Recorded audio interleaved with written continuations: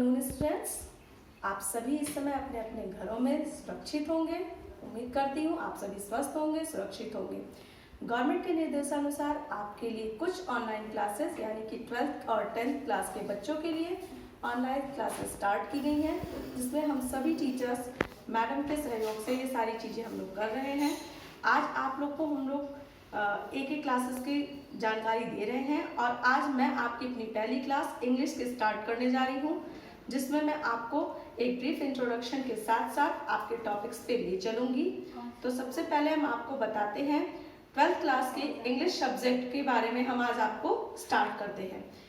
पहली चीज़ तो आप ये जान लीजिए कि आप जो इंग्लिश में पढ़ने जा रहे हैं, आपका पूरा सिलेबस 2 सेक्शंस में डिवाइड है, सेक्शन ए और सेक्शन बी। सेक्शन ए में आपके सारे लिटरेचर पोर्शन यानी कि prose, poetry, short stories, merchant of Venice नाम का एक प्ले, ये सारी चीज़ें आपकी सेक्शन ए के अंतर्गत डिवाइड की गई हैं, जिनको आप अलग अलग भाग में पढ़ेंगे। यहाँ पर आपके फर्स्ट पार्ट के यानी कि सेक्शन ए की सभी चीज़ों को हम थोड़ा थोड़ा करके थीम वाइज आपको बताएंगे। सेकेंड यूनिट जो कि सेक्शन बी के नाम से आपको बताई जाएगी, वो काफ़ी आपके लिए जानकारी वाली है, क्योंकि वो ग्रामेटिक पोर्शन है, जिसमें आपको जानकारी दी जाएगी, जिसमें आपको नरेशन, आपको synthesis, transformation of sentences, active passive, ऐसे राइटिंग एक्सेट्रा चीज़ों के बारे में हम यहाँ बताएंगे। आज की जो हम क्लासेस शुरू करने जा रहे हैं अपनी इंग्लिश की, सबसे पहले हम अपना ले रहे हैं फिगर्स ऑफ स्पीच नाम का एक टॉपिक, यानी कि फिगर्स ऑफ स्पीच। भाषा, आपकी जो इंग्लिश भाषा है, इंग्लिश लैंग्वेज को एक असाधारण तरीके से यानी कि इसको एक सुंदर तरीके से प्रस्तुत करने के लिए जिस चीज़ का हम प्रयोग करते हैं उसे हम कहते हैं अलंकार, और उसे हम इंग्लिश में प्रोवाइड करते हैं फिगर्स ऑफ स्पीच के नाम से हम जानते हैं। तो आज की हमारा जो टॉपिक स्टार्ट कर रहे हैं हम, वो हमारा टॉपिक क्या है? फिगर्स ऑफ स्पीच, यानी जिसे आप हिंदी में समझते हैं अलंकार। फिगर्स ऑफ स्पीच के आपके यहाँ पे कुल 7 टाइप्स होते हैं, यानी कि आपको कुल इसके 7 टाइप्स 7 प्रकार पढ़ने हैं, जिसमें आपका 1 by 1 यहाँ पे मैंने इसको मेंशन किया हुआ है, आप ध्यान से देख सकते हैं इसे। जैसे आपका पहला जो टॉपिक है फिगर्स ऑफ स्पीच में, वो आपका है सिमली। सेकेंड आपका है मेटाफर। सिमली का मतलब हुआ उपमा अलंकार, सेकेंड यानी कि मेटाफर का मतलब हुआ रूपक अलंकार, पर्सोनिफिकेशन यानी कि मानवीकरण अलंकार, थर्ड आपका है यानी फोर्थ आपका है एपोस्ट्रॉफी यानी कि संबोधन अलंकार, फिफ्थ आपका है हाइपरबोल यानी कि अतिशयोक्ति अलंकार, 6 आपका है ऑक्सीमोरन यानी कि विरोधाभास अलंकार, 7 आपका है ओनोमोटोपोइया यानी कि ध्वनि सूचकरण अलंकार। ये आपके 7 टाइप्स हैं फिगर्स ऑफ स्पीच के, जो आपको मैं 1 by 1 यहाँ पे उसके डेफिनेशन, उसके एग्जांपल्स, उसको पहचानने के तरीके मैं यहाँ आपको बताऊंगी। सबसे पहले हम स्टार्ट करते हैं अपने सबसे पहले टॉपिक सिमली से। सिमली यानी कि उपमा अलंकार, जिसे हम हिंदी में कहते हैं। सिमली को जानने का सबसे बेहतर तरीका है कि 2 विभिन्न जाति या समुदाय की वस्तुओं के बीच में जब भी तुलना की जाती है, आप ध्यान से अगर समझेंगे तो a simile express comparison between 2 unlike objects or events, यानी कि 2 विभिन्न जाति एवं विभिन्न समुदायों के लोगों के बीच में जब तुलना की जाती है या समानता की जाती है, वहां पर हम जो उपयोग करते हैं वो हमारा कहलाता है सिमली। इसकी पहचान करने का सबसे अच्छा तरीका है, जब भी आप किसी सेंटेंस को देखते हैं, आपको अगर उसमें सर्च करना है कि वह सिमली है या कोई और फिगर्स ऑफ स्पीच है, तो आप उस सेंटेंस को ध्यान से पढ़िए। अगर उसमें such as, just as, like, as, so as का यूज है, तो वो सेंटेंस आपका सिमली फिगर्स ऑफ स्पीच के अंतर्गत आएगा। इन सब में से अगर कुछ भी नहीं लगा है, तो वह आपका सिमली फिगर्स ऑफ स्पीच के अंतर्गत वह सेंटेंस बिल्कुल भी नहीं आएगा। इस चीज में ध्यान देने वाली बात यह है कि सिमली में जो भी तुलना की जाती है, कभी भी एक ही जाति या एक ही समुदाय के 2 व्यक्तियों में नहीं की जाती है। ये हमेशा विभिन्न जाति या विभिन्न समुदाय के लोगों के बीच में ही तुलना या समानता की जाती है। तो ये आपका सिमली हुआ। Simile express comparison between 2 unlike objects और इवेंट्स।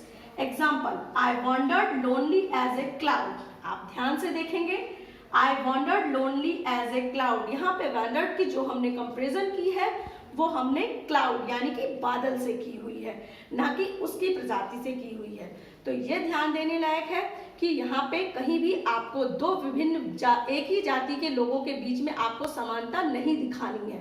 सिमली आपकी यही पहचान बताता है कि दो विभिन्न जाति या विभिन्न समुदायों के लोगों के बीच में जो हम तुलना करते हैं वो हमारा जो उपमा करते हैं वो हमारा सिमली कहलाता है। सेकंड आपका टॉपिक है मेटाफर। मेटाफर यानी कि रूपक अलंकार। आपको ध्यान देने वाली बात यह है कि सिमली और मेटाफर में बिल्कुल माइनर डिफरेंस होते हैं, क्योंकि अमूमन बच्चे सिमली और मेटाफर को लेके बहुत ही ज्यादा कंफ्यूज होते हैं, क्योंकि सिमली और मेटाफर के जो भी सेंटेंसेस होते हैं वो टोटली कंफ्यूजन करने वाले होते हैं। क्योंकि मेटाफर के जो आपके डिफिनेशन है वो डिफिनेशन भी यही है कि जो व्यक्तियों के बीच में तुलना की जाती है। जैसे a metaphor is an implied simile, यानी कि सिमली की जगह पे जो चीजें स्टार्ट की जाती हैं, रखी जाती हैं, वो आपका मेटाफर कहलाता है, यानी कि रूपक अलंकार कहलाता है। जैसे in a metaphor two things are compared but the words of comparison are not used, यानी कि मेटाफर में दो थिंग्स, दो वस्तुओं के बीच में तुलना तो होती है, लेकिन शब्दों के बीच में यानी कि उनके वर्ड्स की तुलना नहीं की जाती है। जैसे आप ध्यान दिया होगा, मैंने आपको अभी थोड़ी देर पहले बताया कि सिमली में हम such as, just as, like, as, so as का यूज करते हैं, तो वो सेंटेंस हमारा सिमली में आता है। बट मेटाफर में की सबसे बड़ी पहचान है कि मेटाफर में तुलना तो होगी, लेकिन इस पूरे सेंटेंस में कहीं भी such as, just as, like, as, so as का यूज नहीं किया जाता है। ये हमारा रूपक अलंकार यानी कि मेटाफर कहलाता है। मेटाफर और सिमली के सेंटेंसेस में इतनी ज्यादा बहुत ही माइनर डिफरेंस होते हैं कि आप एक सेंटेंस को अगर आप लेते हैं तो उसे आप एक एज लाइक का यूज करते हुए आप उसे तत्काल में सिमली से मेटाफर में और मेटाफर से आप उसे सिमली में कन्वर्ट कर सकते हैं। जैसे एज एग्जांपल मैं आपको एक सेंटेंस बता रही हूँ, life is a dream. Sentence है लाइफ इज अ ड्रीम। इस सेंटेंस को हम अभी रखेंगे मेटाफर की श्रेणी में, क्योंकि इसमें दिया है लाइफ इज अ ड्रीम, जीवन एक स्वप्न है। हम इस पे अभी बात कर रहे हैं, पर जब हम इसमें यहाँ पे हम सिर्फ लिख देंगे लाइफ इज लाइक, जब लाइफ इज ए ड्रीम, मैंने आपको ये बताया कि जीवन एक स्वप्न है। जीवन एक स्वप्न है, ये हमारे जीवन को एक स्वप्न के साथ तुलना की गई है, लेकिन इसमें कहीं भी हमने लाइक, एज, सो एज का यूज नहीं किया है, इसलिए हमारा ये सेंटेंस मेटाफर के अंतर्गत आएगा।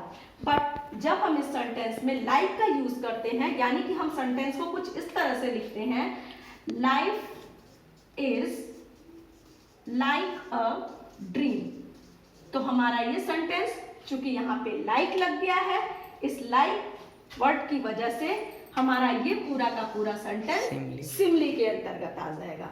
यही एक माइनर सा डिफरेंस आपको समझना है सिमली और मेटाफर के बीच में। सिमली में अगर वो सेंटेंस रहेगा तो आपका लाइक, एज, सो एज रहेगा, लेकिन मेटाफर में तुलना होगी और like, as, so as, just like जैसे शब्दों का यूज नहीं किया जाएगा। मेटाफर का एक एग्जांपल है the camel is the ship of desert, कि ऊंट को रेगिस्तान का जहाज कहा जाता है। ये आप सभी जानते हैं, इसमें तुलना की गई है एक जहाज की ऊंट से की गई है, इसको आप ध्यान देंगे। लेकिन इस पूरे भी कहीं भी सेंटेंस में हमने लाइक, एज, सो एज का यूज नहीं किया है, इसलिए ये पूरा का पूरा सेंटेंस आपका मेटाफर में जाता है। थर्ड टॉपिक आपका आज का है पर्सोनिफिकेशन, यानी कि मानवीकरण अलंकार।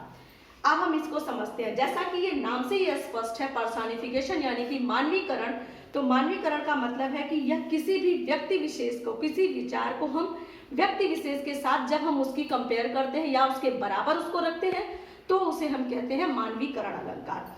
जैसे in personification lifeless objects and abstract ideas are thought of as living beings, यानी कि जब किसी भी विचार को हम किसी व्यक्ति विशेष के साथ जोड़ते हैं, व्यक्ति विशेष के साथ हम बनाते हैं, उसके समान रखते हैं, तो हम उसे कहते हैं पर्सोनिफिकेशन यानी कि मानवीकरण अलंकार। जैसे example, opportunity knocks at the door but once, अवसर एक ही बार दरवाजा खटखट। Opportunity knocks at the door but once, यानी कि अवसर दरवाजे को एक बार खटखटाता है।